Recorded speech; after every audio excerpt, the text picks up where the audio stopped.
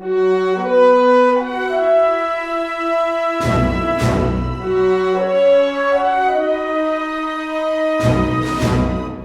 the word go forth.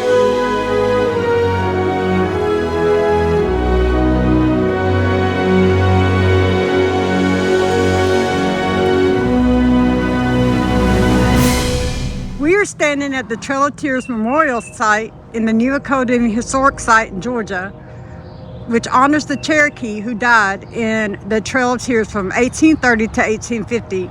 But the target of the Trail of Tears were more than just the Cherokee. It was for 5 what they call civilized tribes. It was for the Cherokee, the Muskogee, the Seminole, the Chickasaw, and the Choctaw. And this site right here is in memory to those people who died on the Trail of Tears and their history. And we're going to take a tour of this little site. One thing that you have to note with the Trail of Tears too is the Trail of Tears, it really started even before the War of 1812 when, if you look back to our other series, the war stories, you'll see we did the 1812-1813 Red Stick War. Mm-hmm. And actually during that war, the Cherokee were very instrumental in securing those southern lands. Yes, and yes. pushing the indigenous tribes to smaller plots, taking more acreage from them. Remember, they worked with the Muskogee. They worked with Andrew Jackson and them too against the Red Sticks. You know, they were the ones who helped the established governments then. And one thing is, we're going through this story and we're talking, one thing I want you to remember is during the battle, what was it? Was it Telesache? Telesache. I believe that was the battle where there was a young boy that was left after this entire massacre. His name was Lincoya. Right. We've played that story twice for you. Yes. And Andrew Jackson adopted this young native child as his own. And to me, as we go through the Trail of Tears and we talk about this, it's You're amazing not going to see to the see, same man. It's not the same person. Something happened. Right. Something changed in him. Right, because he was the one that was the head, literally the head of a ethnic cleansing that went on in the South, and it started here, right? It was mass murder, right? He was the one instrumental in the Indian Removal Act, right? There was 16,700 deaths of Native Americans before the Trail of Tears was over with, you know, and this was the capital right here. Echola was the capital of the Cherokee Nation. But before we get into the trail much, let's talk a little bit about, because like, look where we're at now. We're at the Cherokee farmstead. All right. And if you'll notice, anytime we're talking about this, the one thing that they keep saying is the 5 civilized tribes. Mm-hmm. Well, what is a civilized tribe? Let's kind of look at that. So as when George Washington came over and all these indigenous people, and his initial thought was, let's just take these folks and let's bring them into our group, our fold. Mm-hmm. We'll give them the same laws we have, the same rules, the same type of government. And he believed at least in my opinion, he believed that he was trying to help. Yes, he did. A group of people, which they really didn't need his help. Well, what during then is what they called it this. I didn't call it this, guys. This is what it was labeled, the Indian problem. Okay? And George Washington came out in an official statement and said, I'm going to address the Indian problem.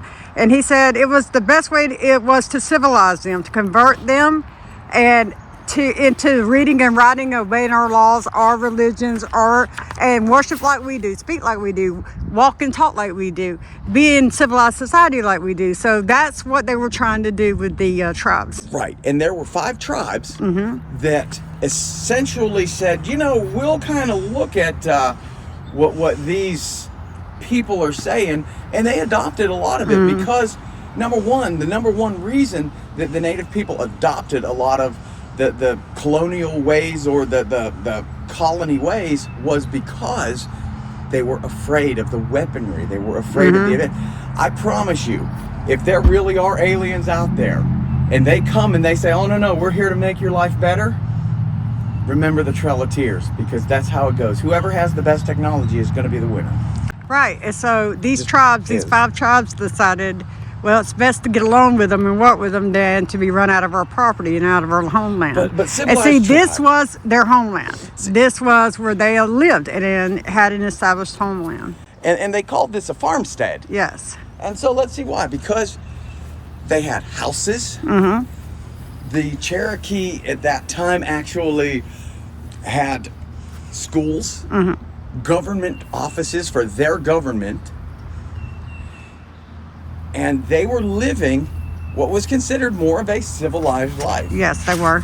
And it really, the biggest problem, and it's a problem we see today, it comes down, a lot of it's going to come down to state rights, where the state of Georgia said, no, all this land is ours.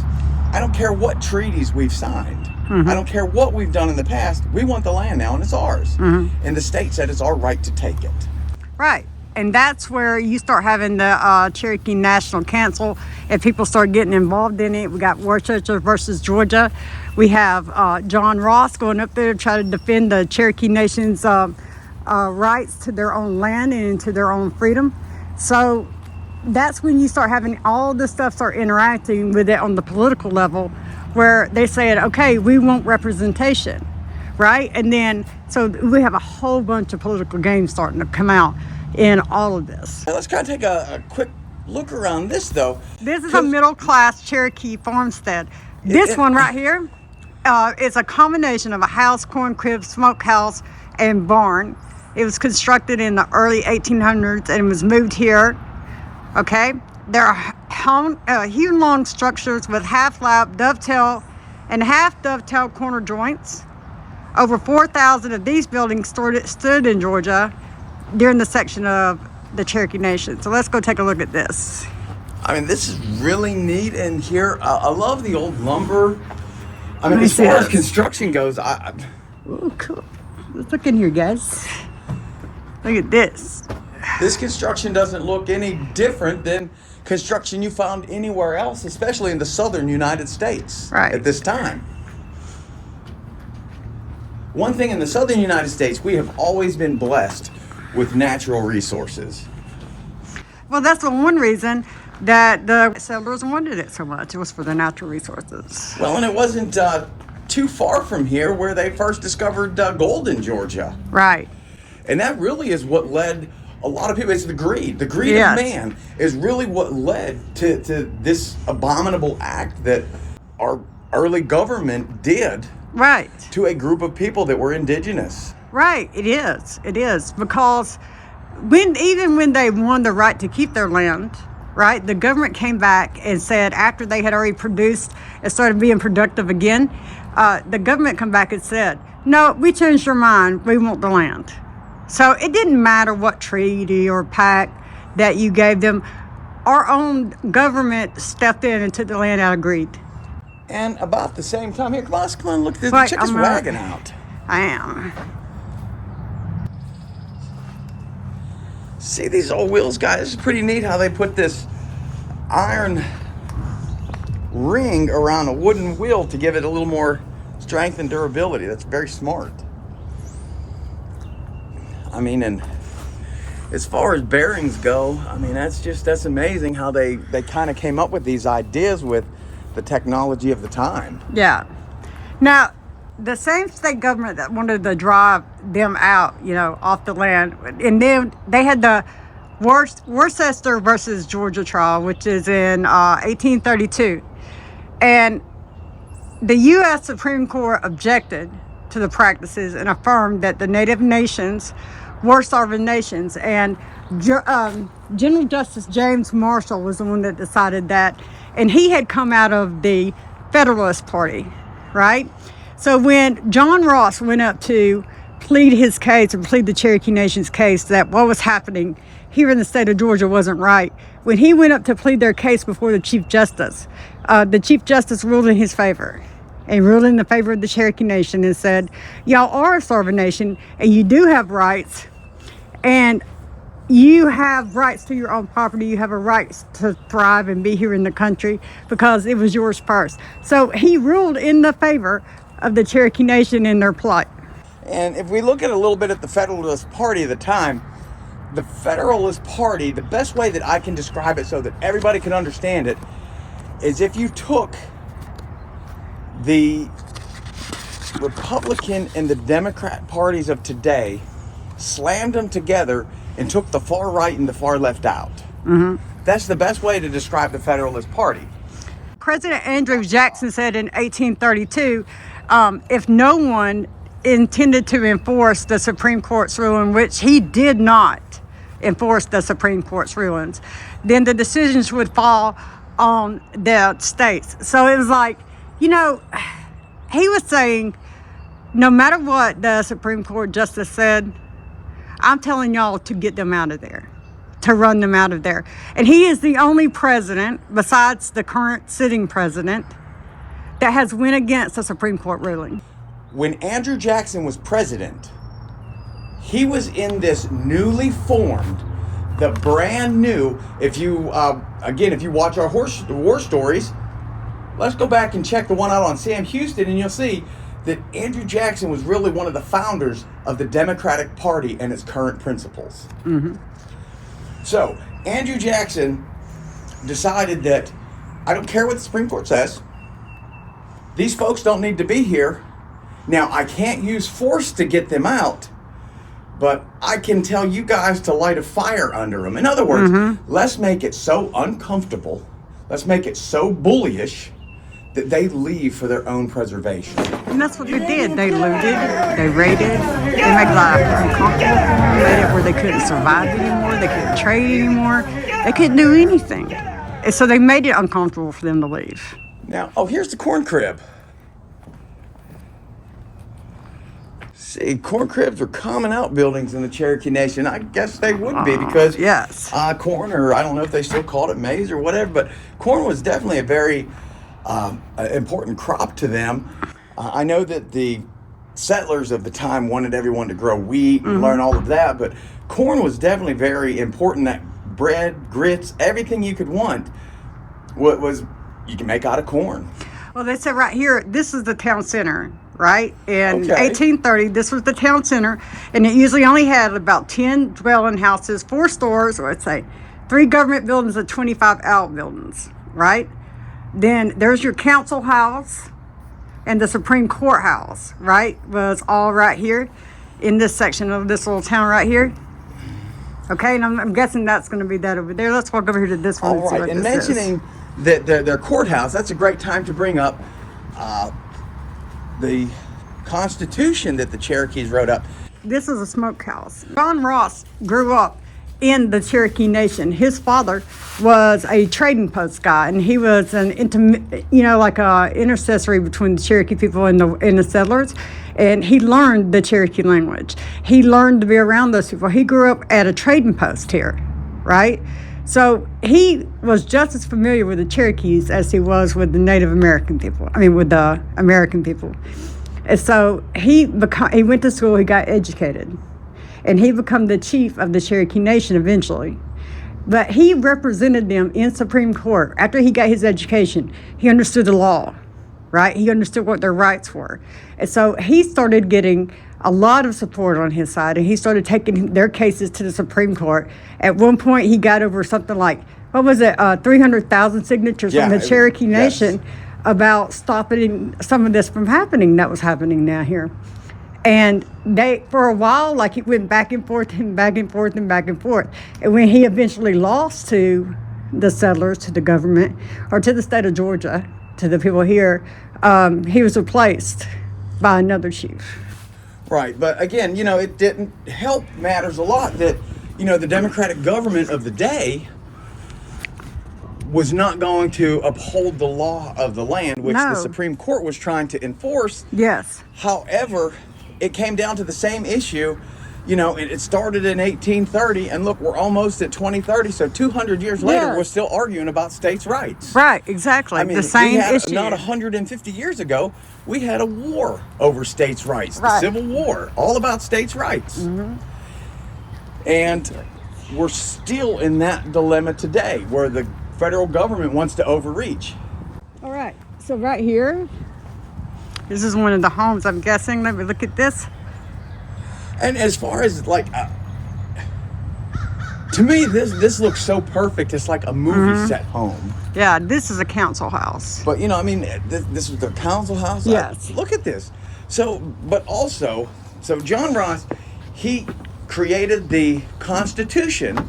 It's a dwelling house, sorry. Which was essentially based off of how the United States Constitution was. You had an executive branch, a legislative branch. This says this was just a Cherokee and a house. judicial branch. You hear me? Say what? It's just the Cherokee home. Okay, well still, my goodness. And it says this house is typical of what the middle class Cherokee family of the early 1800s will live in. They varied, the furnishings are always varied, and they did traditional stuff like basket weaving and things like that. And that answered another question that I've often had was what was it more like? So if they're saying middle class family, that means that they were probably a very capitalist style society where that if you ate, you worked. Right. Well, the Cherokee would have that point of view, I would think. Well, I actually, I mean, I can't hide it. I have that point of view. I think if you don't work, you don't eat. Right, exactly. So we're going to move around down this. This was called Newtown Road right here behind us, behind you. And this is the road that went through the center of town right here. See this road? We're going to cut out to that way to the road to the town. All right, but a few years before that, one thing that really kicked this into gear, because you can't just make people leave when you don't have a place for them to go, because your constituents just wouldn't have that. Right. So what happened was, it's called Manifest Destiny. And Manifest Destiny was, so the Louisiana Territory purchased all of that. That land needed to be settled. And there were a few people going across, very few, but they encountered problems with the Plains Indians. Essentially what the treaty did here was made it so that no native land would be on the eastern side of the Mississippi River. All native land could be owned on the western side of the Mississippi River. So they took a giant section of Oklahoma and wherever, and they said, okay, this is where you're gonna go. So now constituents, a lot of constituents were happy. Okay, well, we're making them move, but we're putting them up in this nice place because they paint it the way that they're gonna paint it. Oh, it's beautiful, it's lovely plains. What they didn't tell you was, as the federal government, we're not going to give you any aid to get there. We're going to make this the hardest trip of your life because we're not going to help you. They didn't want to help them. They didn't want to do anything. And that was why over 16,000 people died on that trail. Right. You know, one of the things that happened on this trail was, so we were in, I believe it's 1835. Or it was 1830. 1831 is when, under threat of invasion, I was reading my notes. Okay. It says, under threat of invasion by the army, the Choctaw became the first nation to be expelled and made the journey on foot, some bound in chains, marched double file. Thousands died. One Choctaw leader told an Alabama reporter, trail of tears and death. In 1836 is when they started driving the creeks out, and 3,500, 15,000 of them died. And we know why. Yes. The Muskogee and the natives in the Alabama, Georgia area and Florida were targeted first because of the 1812, 1813 Red Stick Wars. Yes. They were considered to be a more aggressive band. Whereas the northern, and I'm saying northern natives like the Cherokee especially. Yeah, they were divided. Like the Red Sticks were divided. The Cherokee had what was a great preservationist mentality, I think, at the time, because their thoughts were, if we can't beat them, we're going to join them. And once we join them, then we can become powerful in them. Yes.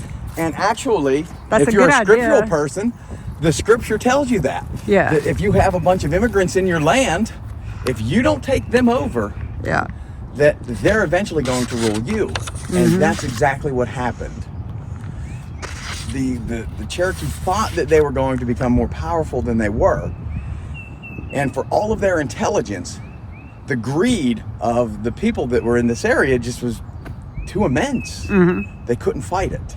Right. Because they didn't have the technology. Sure, they had a few rifles, but they didn't have the cannons. They didn't have the weaponry that we've already created. And that treaty didn't even represent them. They were still getting their stuff taken from them, still being treated horribly and inhumanely, right? And so the Cherokee National Council voted in 1836 to reject the treaty. It was 1838 then, as some of the natives were coming over, they actually had a stop in Chattanooga. And they camped them in Chattanooga from May until October. And then in October, some Einstein decided, hey, let's just kick them out and tell them they have to go now. And unfortunately, it was one of the harshest winters of that decade, of that time period. And that is why a lot of folks died, because they were cold. Most of them didn't have shoes. And they said they had whooping cough, dysentery, cholera, right? They had starvation, there were epidemics, and then more than 5,000 of them died.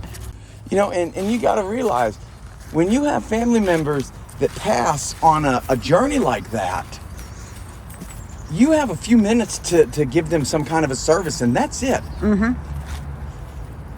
So there's probably people buried all on the left and right side of the Trail of Tears. Well, from the camp in North Carolina to the land in Oklahoma was supposed to be a 2-month journey. It ended up being 4 months because of the harsh conditions that they had to travel through. And they averaged 8 to 9 miles a day. That's gotta be miserable. I mean, this is the new Echola seat of Cherokee government from 1819 to 1830. This is John Ross. We were talking about him. He was the head of the Cherokee Nation from 1790 to 1866, and George Lowry from 1770 to 1852. This was the former Cherokee capital. This was the government building, the council house, the Supreme Court house, printing office, and around it were the homes and things like that, the businesses.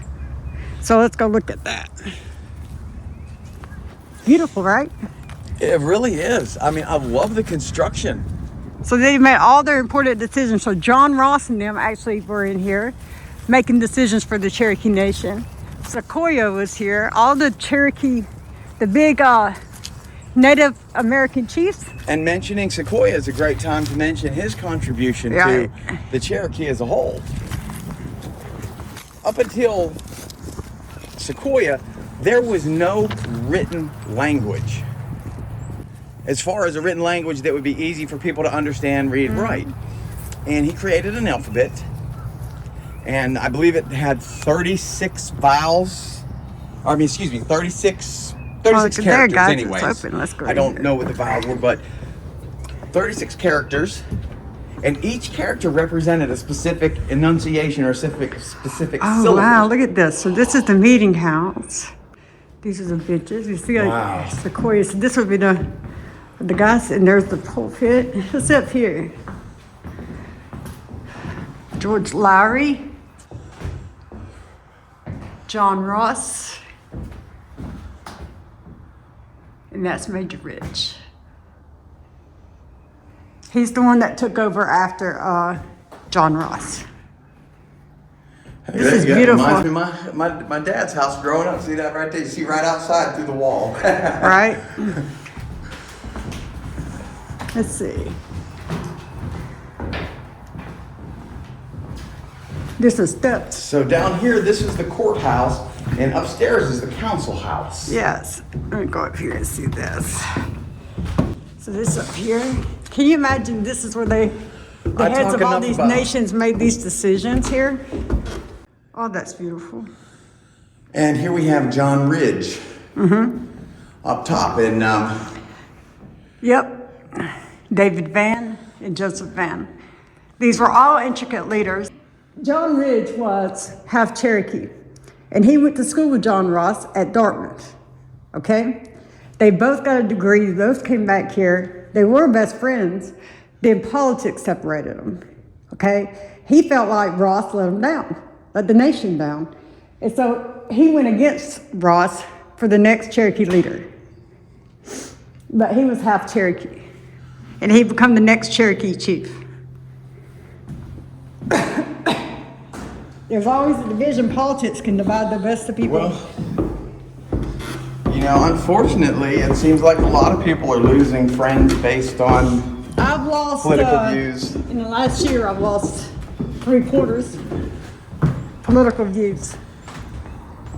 It happens. We'll walk out here. So I want you to look at this. See, they were living out here. They were farming out here. They had cotton out here. They had crops out here. Families, churches, buildings, schools, doctors, government set up, their own government set up. They were prospering. Now, why would Andrew Jackson step in and say, I don't like all this prosperity, or I want it? I think as we walk to this next house, I'll tell you a little bit. So Andrew Jackson had, it's like any political party. There's always the two sides. But the side that I firmly believe, and my personal opinion on this, so my opinion, guys, is during the Red Stick Wars, Andrew Jackson derived a strong hate for the native people. I think a lot of that hate came down to the fact that anytime they were given a challenge, they not only met that challenge, they exceeded it in becoming what he called civilized, and they declared themselves a nation. They proclaimed through their constitution they were a sovereign nation with defined borders. And just to come right out there, that pissed Jackson off to no end. That a bunch of savages are going to do this. Again, my opinion. This is the new Supreme Court house that they built. Let's look at this one. That was the old one. That was the regular one. So let's go look at this. This is called the Supreme Court house.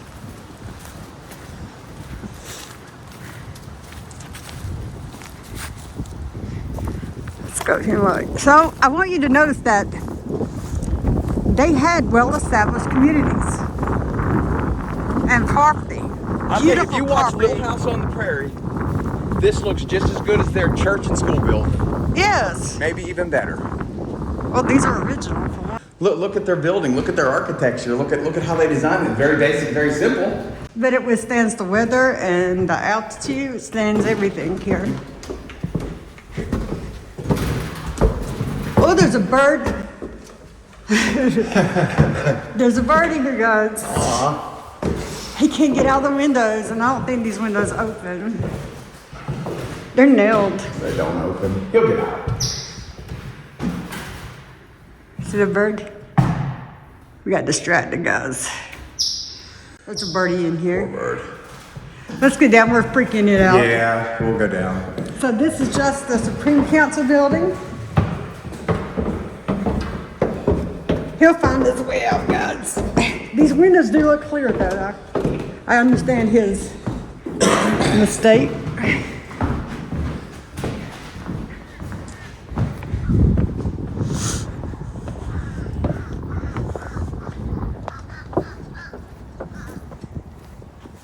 And there's some crows up there. See, and if you look at all this property and everything that's out here, you can understand why they felt the need to preserve history, preserve their way of life. When they made all of these accomplishments, they were very proud of themselves. Yes. And they expected, the same as I would have expected, outsiders to say, look at them, they are now a community, they are a town, and we're going to work with them. Yeah. You know, we're going to recognize them as a town, as a nation. But it didn't happen that way. Unfortunately, for the peoples of that time, the need to grow cotton and the greed for precious minerals, Yes. what was all it took to drive them off of their land. Great. But the one thing that I tremendously respect is they had a choice. They had a choice. Number one, we can stay and we can fight a war that we know we're going to lose because we don't have the technology. Or number two, we can take what we have left and preserve the sovereignty of our nation and rebuild it elsewhere. And that's what John Ross was trying to do. All right. And that's why they said 75% of the Cherokee Nation felt betrayed by him, because he was saying, look, guys, we can always go west and rebuild. But they felt like he had betrayed, even though he had went to the Senate how many times? He went to Congress. He'd pled their case for years. Right? And Right. he just knew the reality of it. And I respect him for that. because I would have been dead in that situation, because my mentality is I'm going to stand and fight to the last man. Yeah, but he was looking at the reality of But it. He was dealing with it. Exactly. And he knew that, he said it himself. Well, you know, it wasn't John Ross, it was the other one, said that how are we supposed to trust that that land west is going to be okay? Because look what they did here. They gave us this, then they turned around, took it back, and drove us west. So who's to say that we could trust them now? If you go through the National Archives and you look, you'll find documents where when the Cherokee went west, the same treatment that they were given here, they delivered to the Plains Indians, because the Plains Indians were uncivilized. Fortunately for them, they ended up building a strong nation out there in Oklahoma, and we'll get to that part later. So Rogers House site. This is the Rogers House site. They said John Rogers and his family lived in this location in the early 1830s. Rogers was a white man with a Cherokee wife. He was listed as poor in 1831 in the survey of white men living in the Cherokee Nation. The Rogers House was probably a small log cabin like this. But you know, and I'll tell you something, if your family, if you're a Southerner and your family has generations down here, on my dad's side of the family, it was in the mid-1700s that they came. And I know that many members on my grandfather's side there had native wives and husbands. So in the South, it was not uncommon to have a lot of native ancestry in your own heritage. Okay, so this was a small cabin, fireplace, and a little loft. You're going to see a loft up there, yes. You know, and what else is amazing is there was a large number of Christians that were saying, do not do this to these people. Do not do this to these people. Let these people have the land that God gave them. But our Democrat government at that time, they wanted to respect the wishes of those that had more to gain, profit-wise, which also profited the government. Well, it's the same thing. They're ignoring the voices of the people. And that's what they're doing now. Right. Right? And you can follow that in under, well, that's emancipation. No, that's not. Don't sugarcoat it with some fancy term. It is greed. That's all it is. It's control, and it's evil. There's no reason for it. You don't sugarcoat it with a fancy term. Down this way is the Worcester House. He was one of the missionary, there's just a couple, John Ross and John Samuel, I cannot pronounce his last name. Worcester? Yes. But they were two of the mission families that lived here, and they were integral in helping the Cherokee deal with the government and with the frontiersmen. So we're going to walk down here and see this. And remember, he represented him in court. And then that was the Supreme Court case that Jennifer mentioned earlier, was Worcester v. Georgia. Yes, and he's the one that represented him. He was a missionary, a minister, and a advocate for the Cherokee people. If you look at all of the Indian Affairs officers that actually did good for the natives, it was religious people. Look at the Mormons that we covered earlier. You had Joseph Hamlin and the other gentleman that was out there. They did amazing things, and the government ended up hating them. Erastus Snow. Erastus Snow, thank you. And the government ended up hating them because they did so much for the people that were already here. Yes. And like this gentleman here, again, a minister wanting to follow the word of God and make sure that people are managed correctly the way you would want to handle your brother. And the government just was not having it. The Democrats at that time said no. So this was his little road on the outskirts of town, his little driveway that goes out to his house. And I don't really blame him for living out here with all the chaos going on in town. Look out here. It's pretty, isn't it? As we're progressing in time, so now the trail is really getting going. And there was a northern trail and a southern trail. Right. The southern trail was accessed more readily at first because we had the southern natives, with the exception of one group, the Seminole. Now, the Seminoles decided they were going to fight. They weren't giving up their land. I would have been a great Seminole. Mm-hmm. And what happened then was the government took what was $20 million at That's that a lot of time. money. So you're saying about $180 million now? Yeah. And spent that on the removal of the Seminole. Now, many of the Seminole decided they were going to go into the Everglades. And that's why there is such a large Seminole and why they have what they have in Florida now. Otherwise, they would have been eradicated as well. That's why they had the team. The Seminoles. Okay, you guys, so we're walking up the driveway. Here you go. Here's the house. We're headed toward it. All right. And as they're getting everything going, the conditions were harsh for everybody.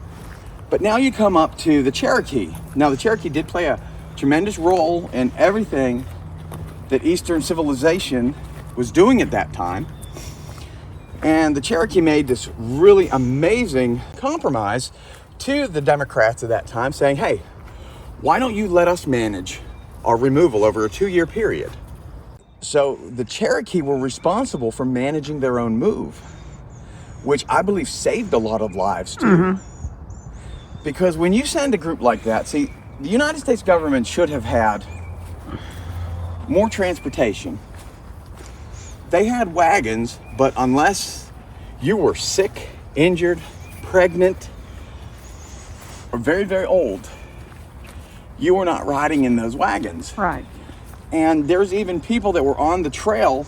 A young boy that was telling his story said that he saw of old women that looked like they had 1 foot already in the grave, having a giant burden that they're carrying on their back, walking barefoot through the snow and ice.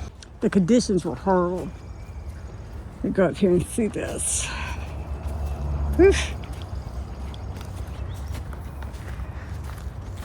Let's look at the house, guys. Take a brief interval.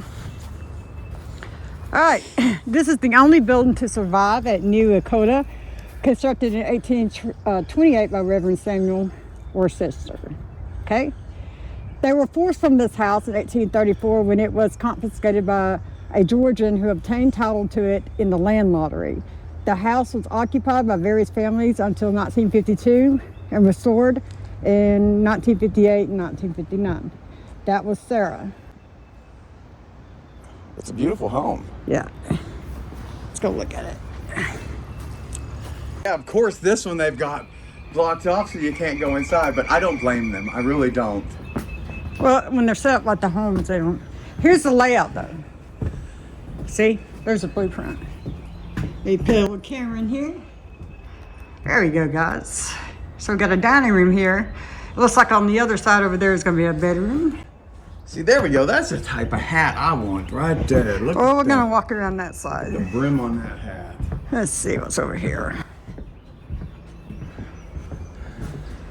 This looks like, yeah, this is a little kitchen, guys. China cabinet. Your little fireplace. Okay, we go upstairs and see what's up there. Look in those doors. Whoa. These stairs. This is almost vertical. Yes. Am I climbing a ladder or going upstairs? Whew. Well, okay. Looks like, oh look, got a bedroom with something laying on the bed. Looks like a cross or something. And look, there's a ladder that goes up higher to a section that goes up higher. You see that?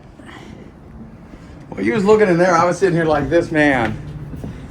You feel this breeze up here? Feels nice. Oh, wow. So this is not going to be a bedroom, and the back is, that room right there's got a loom in it. A huge loom in it. That's pretty, guys. Okay, so you look out the back end here. Ooh, Isn't that that's pretty? high. It is high.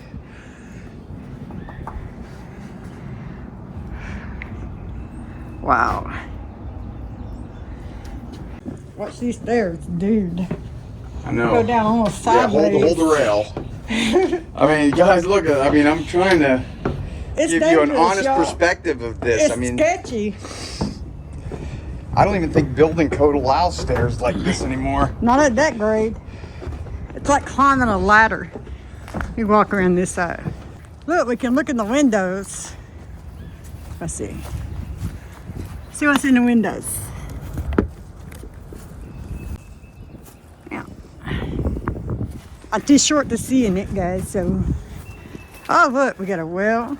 Oh, wow, look at that water right out the back door. See what's in the window.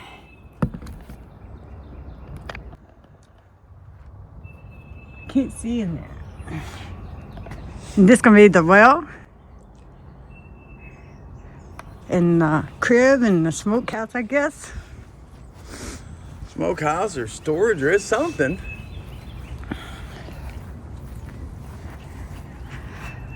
Corn crib or smokehouse.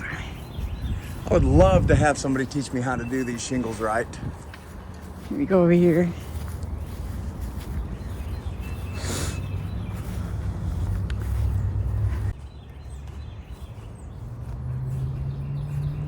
Okay, from where we're standing, straight down that trail, we're not going down there because there's no more of it left. Okay. Fort Rule was there, okay?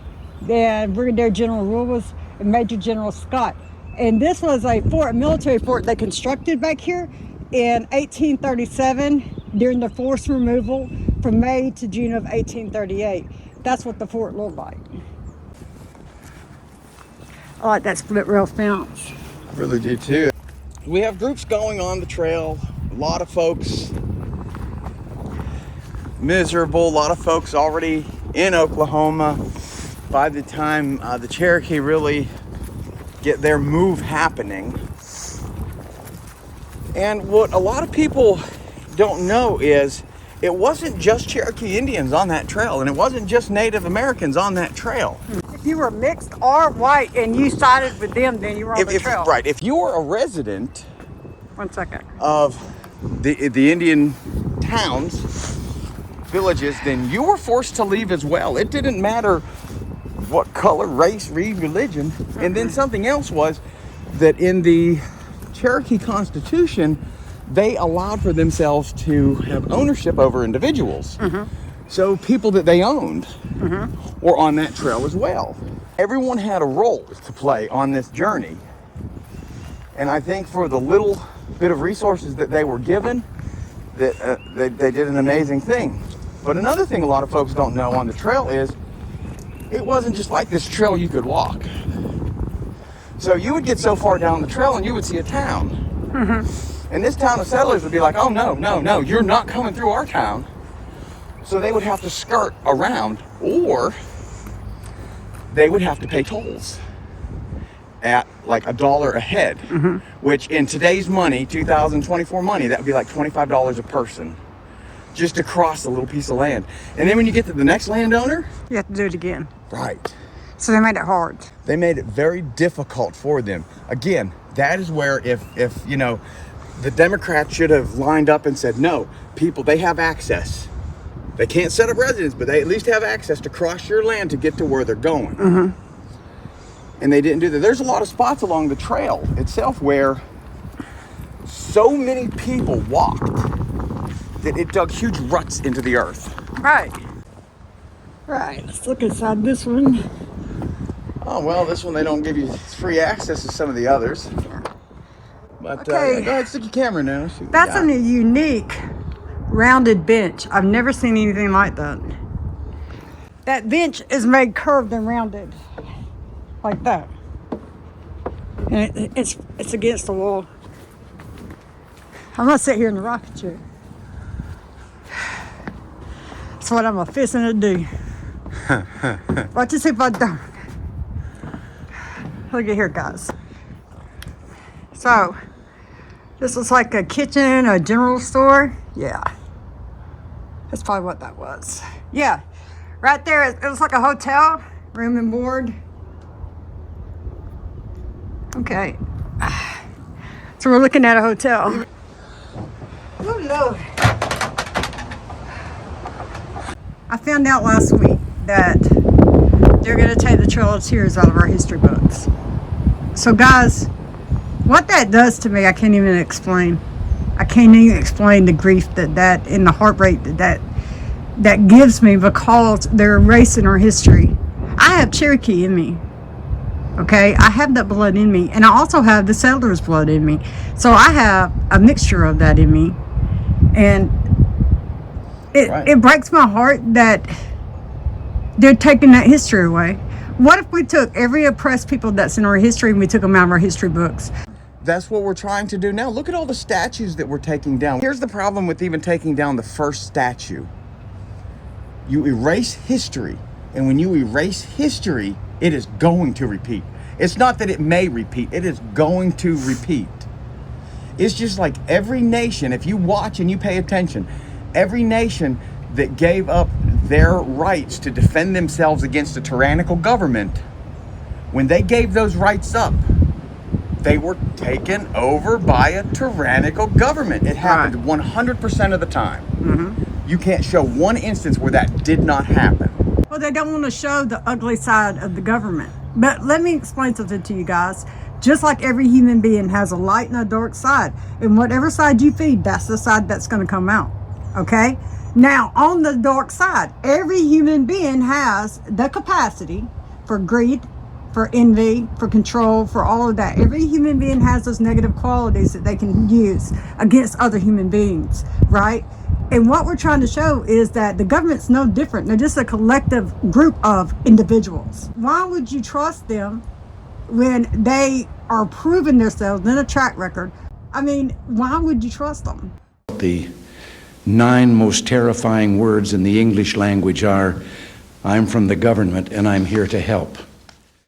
Even a movie star president says, you cannot trust the government. I understand this was their land, this was their home, their tradition, their heritage, and what they were fighting for, and how crooked they were treated, and the enragement that would cause inside of you. But for all the horrors that they had to endure on the trail, as a nation, they built themselves up pretty strong with an Eastern and a Western band. And to finish up our story, we've come here in Jacksonville, part of the Trail of Tears. And this is the old depot area in Jacksonville. Jacksonville, they call it Gem of the Hills. And this is the Chief Ladega Trail. And just real quick before we finalize, Chief Ladega was one of the Creek Indians who had this land. He ended up selling it to a spectator for around $2,000. And this is now Jacksonville, Alabama. Takes us up back to 1838. Okay? All right. So we're in the middle of this. All of this is still happening with the Cherokee, and they're not wanting to move out. In 1838, only about 2,000 of them had moved out. Okay? So Martin Van Buren come to office. Andrew Jackson left office. Martin Van Buren is elected, right? Mm-hmm. He gets General Winfield Scott to come down here with bayonets and an army and start sending them west across the Mississippi. And again, what was important was, according to the treaty, they were not supposed to be forced out. Right. So that's 2 presidents now forcing them out. This kind of reminds me of the deal that we had with Russia, where we told Russia, okay, you know, in the Ukraine, we're not going to let NATO have any part of it. There'll be no UN, nothing here. Right. And right now, we're trying to put UN forces and NATO in Ukraine. The same thing as the Democrat government at that time did to the native people. Right. They could not honor a contract. And then, so by 1840, so that was in 1838, right? By 1840, most of them had, thousands of them had been moved across to the Mississippi, on the west side of the Mississippi, and thousands of them had died. Okay, we lost a lot of Native Americans on that trip across, on the to the other side of the Mississippi, and they said that when they got over there, the land wasn't going to be touched. We won't bother you anymore. Right. Right. Then what happened? The government decided, hey, we're just going to go ahead and take this land too, because now the native, the people that we kicked out from over here have now worked this land, made it habitable. So now we'll just kick them off to more wilderness, and we'll take it. And that's what the government has such a habit of doing. And that's what happened. And then they said that So then they started pushing more and more westward across the Mississippi, pushing them further and further back across out of Arkansas and into Oklahoma. And that's where they ended up settling. The Native American reservations are over there near Oklahoma right now. And then in 2020, Congress passed an act saying that the majority of Oklahoma is considered Native American land. That these people have a great nation now. Yes. Not only a western band, but they have the eastern band in North Carolina that I've talked about. And if you'd like to see Jen and I go up to Cherokee, North Carolina, maybe, and give a little tour of that, we would love to do that for you. Drop some comments below, and we'll go up there, and we'll even try and get ahead of ourselves and see if we can't find anyone that maybe has some ancestors that could tell us a story or two from their people on the trail. So drop that below. Give us a little bit of love, guys, because it costs to do this, and your likes actually help pay the process for us to do this. You can't be trespassing. Let's look around here and see what's back here. See this old warehouse? It looks like an old crating warehouse.